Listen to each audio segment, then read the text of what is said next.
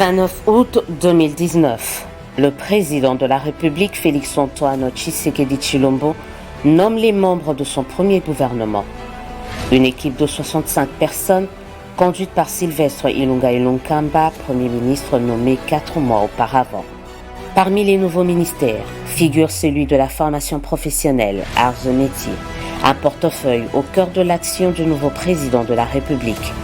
Au regard de la mission qui lui sera assignée, à savoir capitaliser les ressources humaines congolaises, majoritairement jeunes, à travers une formation qualifiée, ainsi créer une classe moyenne par l'emploi, l'auto-emploi pour le développement intégral de ce beau et riche pays. Cette mission sera confiée à John Tumba. De sa prise de fonction le 9 septembre 2019, le ministre de la formation professionnelle va s'atteler à la matérialisation de cette vision de Félix Tshisekedi. Pendant une année, il sera au front, avec pour leitmotiv former une main-d'œuvre qualifiée en adéquation avec l'offre d'emploi sur terrain. Mais avant, il fallait définir la nouvelle politique de ce ministère, d'où la tenue du premier Forum national de la formation professionnelle arts et métiers. Les résultats seront repris dans les résolutions des travaux de révisitation des cadres et des structures organiques du secrétariat général et l'inspection générale du ministère de la formation professionnelle arts et métiers. Le ministre Ntumba va pendant une année initier des échanges avec les partenaires techniques et financiers, les ambassades, les organismes des Nations Unies. Tous vont saluer le nouveau dynamisme impulsé pour valoriser le métier en RDC. Nous avons été très surpris de trouver que son Excellence connaît bien, maîtrise bien son ministère et les mandats de son ministère. En tout cas, nous rentrons ravis de savoir que c'est l'homme qu'il faut à la place qu'il faut. Pour le ministre John Tumba, formation professionnelle rime avec action.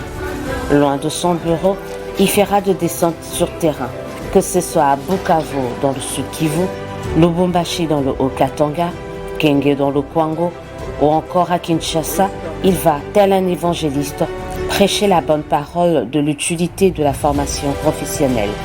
Sous le haut patronage de son Excellence Félix-Antoine Tshisekedi Tshilombo, président de la République, chef de l'État, le gouvernement opte donc pour la démarche partenariale, considérée comme instrument central de sa politique en matière de formation professionnelle. Nul n'ignore que toutes les économies performantes du monde, les États-Unis d'Amérique et la Chine en tête, sont construites sur une fondation d'une multitude de petites entreprises spécialisées dans divers métiers.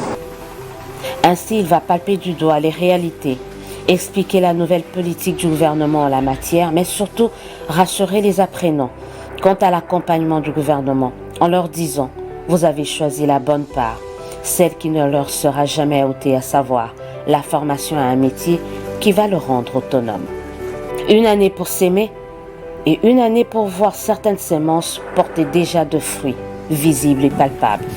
Cas de ce contrat signé à Berlin avec Siemens en marge du séjour du président de la République démocratique du Congo en Allemagne, lequel va permettre la construction d'un chemin de fer, des travaux qui vont nécessiter une main-d'œuvre locale efficace et qualifiée. L'an 1 de John Tumba à la formation professionnelle, c'est également, mais surtout, la validation de la note de cadrage de la stratégie sectorielle de la formation professionnelle en RDC, unique cadre d'intervention, fruit d'un partenariat avec l'OIT et l'UNESCO. Une année de John Tumba à la formation professionnelle, arts et métiers, c'est aussi l'amélioration des conditions de vie et de travail des agents et cadres de ce ministère. Une année après, ce ministère revêt un autre visage.